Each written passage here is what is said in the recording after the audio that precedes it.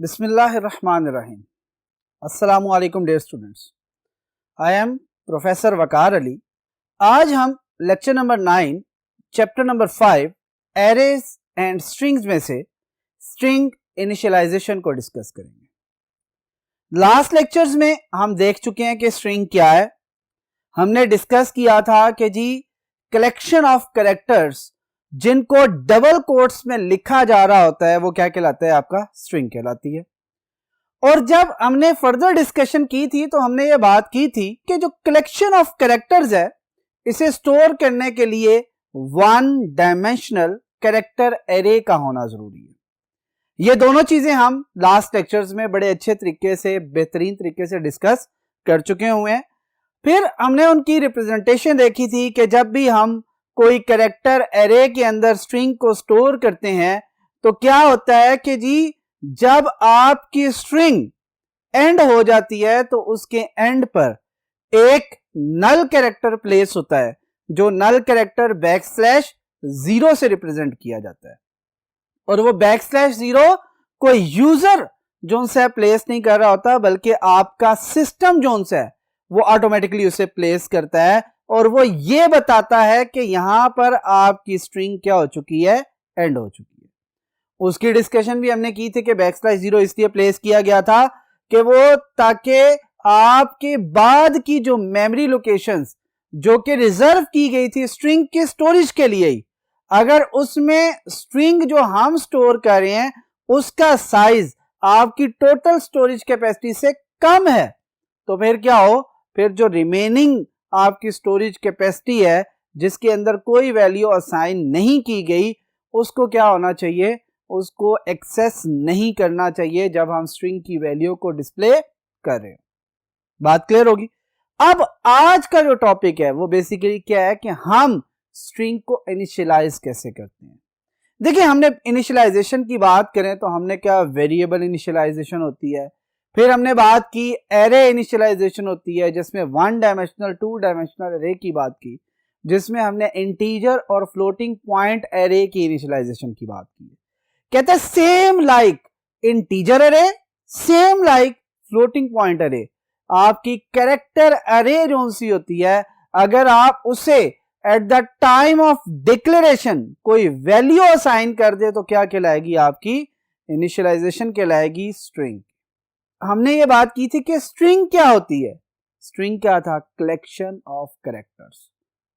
और collection of characters जो से हैं वो बेसिकली हमने कहा था ये कैरेक्टर एरे में स्टोर होती है। लिहाजा हम क्या करेंगे, अगर असाइन करें वैल्यू कैरेक्टर एरे को किस टाइम पे, डिक्लेरेशन के वक्त, तो वो चीज क्या कहलाएगी, आपकी इनिशियलाइजेशन कहलाएगी। और इनिशियलाइजेशन का बेसिक पर्पस भी हमने पढ़ा था कि अपनी मेमोरी को गार्बेज वैल्यू से महफूज रखना या अपनी मेमोरी को कोई इनिशियल वैल्यू देना ताकि वो कोई गार्बेज वैल्यू को यूज ना कर ले प्रोसेसिंग के वक्त। ये इनिशियलाइजेशन का बेसिक बेनिफिट था। ठीक हो गया यहां तक। अब अगर इसकी डेफिनेशन को देखें तो क्या कहता है, असाइन वैल्यू टू अ चार एरे, चार कैरेक्टर टाइप के लिए डेटा टाइप है, चार type array at the time of its declaration. इसका मतलब यह है कि जब हम कैरेक्टर टाइप एरे डिक्लेयर कर रहे हो और वो भी वन डायमेंशनल एरे, ठीक है, उस टाइम पे अगर हम उसको वैल्यू असाइन कर दें तो वो जो आपकी एरे होगी वो आप डिक्लेरेशन की बजाय क्या कहलाएगी, इनिशियलाइजेशन स्टेटमेंट कहलाएगी। लिहाजा यहां से हमें क्लियर हो गया कि अगर हम डिक्लेयर करते हुए कैरेक्टर एरे को वैल्यू असाइन कर दें तो जो कैरेक्टर एरे की इनिशियलाइजेशन है वो कंप्लीट हो जाती है और वो इनिशियलाइजेशन आपकी क्या कहलाती है, स्ट्रिंग इनिशियलाइजेशन। यहां तक बात कंप्लीट होगी। अब हम मूव करते हैं towards next board, board number 2 पर, और देखते हैं कि इसका बेसिक सिंटेक्स क्या है कि कैसे वैल्यूज को इनिशियलाइज किया जाता है और उसके बिहाफ पर क्या क्या मेमोरी के अंदर चेंजेस आती हैं वो सारी की सारी देखेंगे। चले मूव करते हैं टुवर्ड्स नेक्स्ट बोर्ड। जी स्टूडेंट्स, ये देखिएगा सबसे ऊपर आपको हेडिंग दी गई है सिंटेक्स। सिंटेक्स क्या होते हैं, rules and regulation for writing a statement in programming language. अब यहां पे देखिए कि वैल्यू असाइनमेंट कैसी होगी, ये बड़ा इंपॉर्टेंट है। कहता है सिंटेक्स क्या है, सबसे पहले आप डाटा टाइप क्या देंगे 4। क्यों, हम ये पहले डिस्कस कर चुके हैं, जो आपकी स्ट्रिंग स्टोर हो रही होती है या डिक्लेयर होती है वो 1 डायमेंशनल कैरेक्टर अरे होती है। फिर उसके बाद हमने एरे का नेम देना है, वो जो भी है एरे नेम का हमें पता है कि आइडेंटिफायर नेम होता है और उसके साथ एक इंडेक्स होता है जो कि टोटल नंबर ऑफ कैरेक्टर्स यानी कि उस स्ट्रिंग के साइज के बारे में इंडिकेट कर रहा होता है। देन इक्वल का साइन, इक्वल का साइन आपका क्या किस पर्पस के लिए होता है, असाइनमेंट के लिए। यानी कि ये क्या करेगा, जो भी राइट साइड पे आप वैल्यू दे रहे होंगे वो किसको असाइन कर देगा, लेफ्ट साइड पे मौजूद जो आइडेंटिफायर है या एरे नेम है उसको। और आगे देखें कि ये जो आपके सेट है ये बेसिकली कर्ली ब्रेसिस से रिप्रेजेंट किया गया है और ये बता रहा है कि जी इसके अंदर आप क्या प्लेस करेंगे, कैरेक्टर कांस्टेंट। और कैरेक्टर कांस्टेंट क्या होते हैं ये हम डिस्कस कर चुके हैं चैप्टर नंबर 3 कांस्टेंट्स के टॉपिक के अंदर कि जी अ सिंगल कैरेक्टर, एक सिंगल कैरेक्टर, वो सिंगल कैरेक्टर क्या हो सकता है, एक सिंगल अल्फाबेट, एक सिंगल डिजिट, एक स्पेशल सिंबल या कोई एक सिंगल स्पेस जो कि सिंगल कोट्स के अंदर जिन्हें हम एपोस्ट्रोफिस भी कहते हैं उनके अंदर लिखा जा रहा हो, वो क्या कहलाता है आपका कैरेक्टर कांस्टेंट। यहां तक बात क्लियर होगी। अब इसका मतलब है कि जब हम कैरेक्टर कांस्टेंट्स लिख रहे होंगे तो वो एक से ज्यादा होंगे, जब एक से ज्यादा होंगे तो उनके दरमियान कॉमा आएगा और क्योंकि ये कैरेक्टर कांस्टेंट है तो लिहाजा हर सिंगल कैरेक्टर सिंगल कोट्स के अंदर लिखा जा रहा है। बात क्लियर। या फिर कहता है दूसरा तरीका भी है, 2 डिफरेंट तरीके से आप स्ट्रिंग को इनिशियलाइज कर सकते हैं। वो कैसे, यहां पे अगेन देखिए 4, again array name as it is equal. कहता है क्या है, स्ट्रिंग को डबल कोट्स के अंदर लिखना, जो सबसे आसान तरीका है। हम स्ट्रिंग की डेफिनेशन में भी यही कहते हैं, anything written inside the double quotation mark. अब वो एनीथिंग में क्या है, अ कलेक्शन ऑफ कैरेक्टर्स। अब कलेक्शन ऑफ कैरेक्टर किस पे बेस कर रहे होते हैं, अल्फाबेट्स। अपर केस में लिखें A to Z या स्मॉल केस में लिखें A to Z, 0 से 9 डिजिट्स, तमाम के तमाम स्पेशल सिंबल्स, तमाम की तमाम ब्लैंक स्पेसेस। इन सब में से कुछ भी कलेक्ट कर लें, ये सारी की सारी अगर कलेक्शन को हम डबल कोट्स के अंदर लिख दें तो ये क्या कहलाएगी, आपकी स्ट्रिंग कहलाएगी। यहां तक बात क्लियर होगी। और हमेशा याद रखें कि हर स्टेटमेंट का एंड किससे होता है, सेमीकोलन से होता है। इसका मतलब है कि हर स्टेटमेंट के एंड पर सेमीकोलन ये इंडिकेट करता है कि स्टेटमेंट यहां पर एंड हो रही है। अब हम चलते हैं इसकी डिफरेंट एग्जांपल्स की तरफ और एग्जांपल में देखें जरा। सबसे पहले 4 as it is data type आ गई, एरे नेम क्या है, वीक डेज, ठीक हो गया।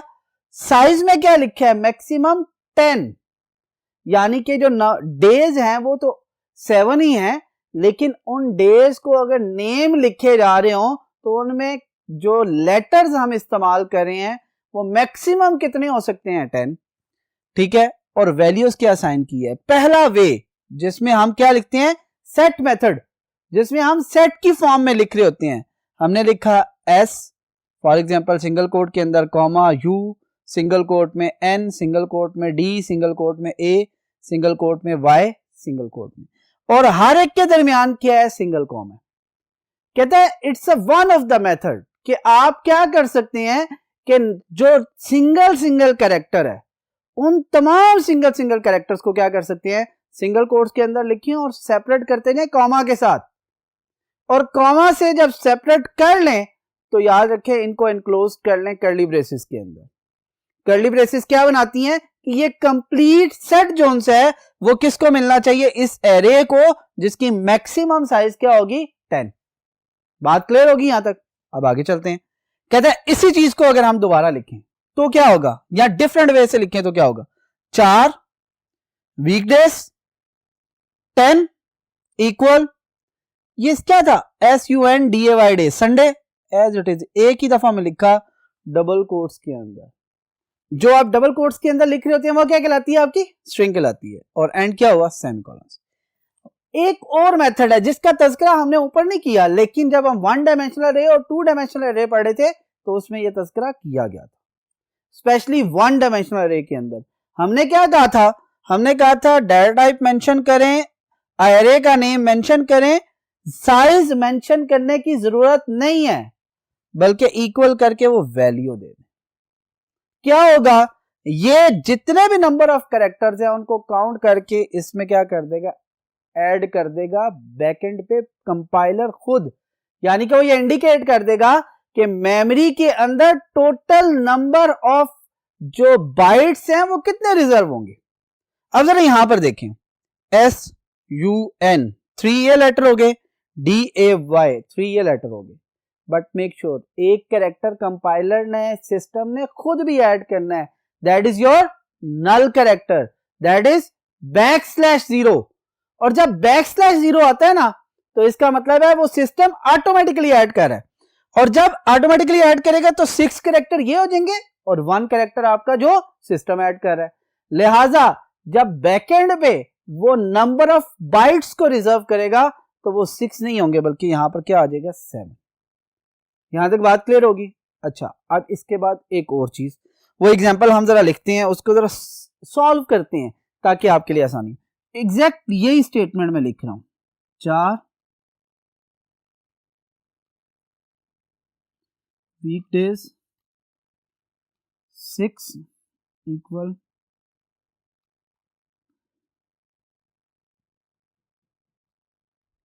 यहां पे देखें एक एरे मैंने आपके सामने जो सी इनिशियलाइज कर दी है, डेटा टाइप सेम 4 है, वीकडेज एरे नेम सेम है। यहां पर और यहां पर बेसिक फर्क क्या है, यहां पर 6 मैंने आपकी क्या कर दी है, लेंथ मेंशन कर दी है, और वैल्यू वही दी है जो कि संडे है। जब कंपाइलर खुद इसको स्पेस दे रहा था तो कितनी दे रहा था, 7, क्योंकि 6 लेटर 1 नल कैरेक्टर, 6 + 1 7 बाइट्स। अब यहां पर क्या होगा, कहता है जो हमने कैरेक्टर्स दिए हैं और जो हमने साइज दिया है ये दोनों क्या है, इक्वल है। लिहाजा वो क्या करेगा, तमाम के तमाम मेमोरी लोकेशंस फिल हैं, उसके लिए \0 अपेंड नहीं कर सकता। लिहाजा यहां पर 6 के अंदर सिर्फ वो लेटर्स को क्या कर देगा, अकोमोडेट कर देगा। यानी कि इस केस में ये जो एक सिंगल सिनेरियो मैंने बताया, इसके अंदर \0 को इंपोर्ट या प्लेस नहीं करेगा। यहां तक बात क्लियर होगी, ठीक होगी। दोबारा देख लेते हैं, वीकडेज में हमने क्या किया है, यहां पर एक प्रोसेस ये है कि हम क्या कर सकते हैं, सेट की फॉर्म में दे सकते हैं जो आपके स्ट्रिंग की वैल्यूज हैं, लेकिन हर वैल्यू जो सी है या हर कैरेक्टर जो है वो कांस्टेंट की फॉर्म में लिखा जाएगा, यानी कि सिंगल कोट में, और सेपरेट किससे होगा, कॉमा के साथ। दूसरा क्या था, लेंथ मेंशन की थी, संडे जो सा लिख दिया within double quote semicolon के साथ। ये क्या करेगा, इनके अंदर से जो 10 प्लेसेस है उनमें से 7 प्लेसेस को यूज करेगा, रिमेनिंग 3 को ऐसे ही छोड़ देगा। ये जो स्टेटमेंट थी जिसमें लेंथ मेंशन नहीं की थी, वो क्या करेगा, नंबर ऑफ लेटर्स काउंट करेगा 6, एक कैरेक्टर्स अपनी तरफ से ऐड करेगा जो कि नल कैरेक्टर है, और टोटल स्पेस यहां पर क्या कर देगा, 7 ऑक्युपाई कर लेगा रैम के अंदर। और जब हम इस स्टेटमेंट पे आएंगे जिसमें हमने लेंथ भी मेंशन कर दी और नंबर ऑफ कैरेक्टर्स भी इक्वल है, जबकि \0 भी प्लेस होना था, तो क्या करेगा, जो सिस्टम ने \0 प्लेस करवाना था वो उसको स्किप कर देगा, और सिर्फ जो आपके ओरिजिनल जो यूजर ने आपको वैल्यू दी हुई है वो सिर्फ तमाम के तमाम प्लेसेस के अंदर क्या कर देगा, स्टोर कर देगा। यहां तक बात क्लियर हो गई है। अब हम इसकी क्या करते हैं, मेमोरी की रिप्रेजेंटेशन देखते हैं कि मेमोरी के अंदर जब स्टोर होंगी ये वैल्यूज, तो फिर किस फॉर्म में स्टोर हो रही होंगी, किस तरह से स्टोर हो रही होंगी, कौन से इंडेक्स पे कौन सी वैल्यू स्टोर हो रही होगी, ये सारी की सारी बात करें। चलें मूव करते हैं टुवर्ड्स थर्ड बोर्ड। जी डियर स्टूडेंट्स, अब देखेंगे हम मेमोरी को रिप्रेजेंट कैसे किया जाता है, अगर हम जो लास्ट एग्जांपल्स पढ़ कर आए हैं उनको देखेंगे। एग्जांपल क्या थी कि हमने 10 जो सी लोकेशंस ऑक्युपाई की थी, किसके लिए, एक एरे के लिए जिसका नाम क्या था, वीकडेज। जब वो मेमोरी में आई तो उसने कितने बाइट्स को रिजर्व किया, 10 बाइट्स को रिजर्व कर लिया। उसमें से जो फर्स्ट लोकेशन थी या फर्स्ट एलिमेंट का जो इंडेक्स था वो क्या था, 0, और जो लास्ट था उसका एड्रेस क्या था या इंडेक्स क्या था, 9। अब यहां पर देखें हमने वैल्यू संडे दी हुई थी, SUNDAY। ठीक है, संडे वैल्यू हमने दी थी, ठीक हो गया। \0 मैंने नहीं दिया था, सिस्टम ने मेमोरी के अंदर ऑटोमेटिकली क्या किया, उसे प्लेस करवा दिया at the end of the string. और रिमेनिंग आप देख लें 1, 2 और 3 जो से आपकी लोकेशंस एम्प्टी हैं। यहां पर हो सकता है कोई गार्बेज वैल्यू पड़ी हो, हमें उससे कोई कंसर्न नहीं है। क्यों कहता है, अगर फॉर एग्जांपल मैं गार्बेज डाल के भी देख लूं, मैं इधर सिर्फ लिख देता हूं गार्बेज गार्बेज गार्बेज, यानी कि ये सारी की सारी इस वक्त कौन सी कलेक्शन है, गार्बेज कलेक्शन है। अब अगर देखा जाए, मैं अगर डिस्प्ले करना चाहूं वीक डेज की वैल्यू, फॉर एग्जांपल मैं स्टेटमेंट लिखता हूं सी आउट और इधर क्या लिख देता हूं वीकडेज, सॉरी वीकडेज। वीकडेज क्या है, अगर गौर करें तो आपका एरे का कंप्लीट नेम है, और वीकडेज एक स्ट्रिंग का नेम है, एक वन डायमेंशनल कैरेक्टर का नेम है। लिहाजा वो क्या करेगा, जब आउटपुट स्क्रीन पे आपको प्रिंट करना चाहेगा तो क्या करेगा, 0 इंडेक्स से वैल्यूज को डिस्प्ले करना शुरू कर देगा। u place n place d place a place y \0 cursor. क्यों, \0 बेसिकली एंड ऑफ स्ट्रिंग बता रहा होता है, इसके बाद की जितनी भी लोकेशंस हैं वो उनको एक्सेस ही नहीं करता। बात क्लियर होगी। और अगर यहां पर ये \0 ना प्लेस किया जाता सिस्टम की तरफ से, फिर क्या होता, इस यहां पे भी कोई गार्बेज वैल्यू पड़ी होती, तो वो गार्बेज वैल्यू भी सारी की सारी क्या हो जाती, यहां पर डिस्प्ले हो जाती। बात क्लियर होगी। अब जरा वैल्यू चेंज करके देते हैं। आप समझते हैं कि यहां पर हमारे पास संडे में 6 लेटर थे, तो एक \0 को इस्तेमाल करके हमने क्या किया, 7th लोकेशन यूज कर ली। अब हम वैल्यू देते हैं ट्यूसडे, वैल्यू को चेंज कर रहा हूं मैं, जरा गौर कीजिएगा, T U as it is आएगा, E S D A Y, और ये जो लास्ट 7th इंडेक्स पे गार्बेज वैल्यू पड़ी हुई है, अब यहां पे क्या आ जाएगा, \0। बात क्लियर हुई यहां तक। अब क्या हो गया, ट्यूसडे के अंदर टोटल नंबर ऑफ लेटर्स कितने हैं, 7, और एक कैरेक्टर आपका क्या आ गया, \0, यानी कि नल कैरेक्टर। और जैसे ही नल कैरेक्टर आया, आपकी अब क्या होगी, टोटल नंबर ऑफ लोकेशंस 8 होगी। यहां पर आप जरा गौर करें, जब इसको डिस्प्ले करेंगे तो फिर कहां तक डिस्प्ले करेगा, \0 तक। लेकिन इसके अंदर एक बात और रखिएगा कि यहां पर अगर मैं डिस्प्ले करते हुए, अगर गौर कीजिएगा, मैं वीक डेज के साथ कोई इंडेक्स नंबर लिख दूं, फॉर एग्जांपल 3, तो अब आपकी आउटपुट पे क्या करेगा, जरा गौर कीजिएगा इसको।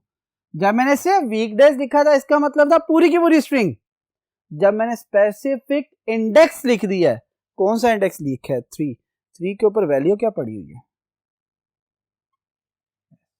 सिर्फ s को रिप्रेजेंट करेगा, s के अलावा किसी को रिप्रेजेंट नहीं करेगा, s के अलावा किसी को डिस्प्ले नहीं करेगा।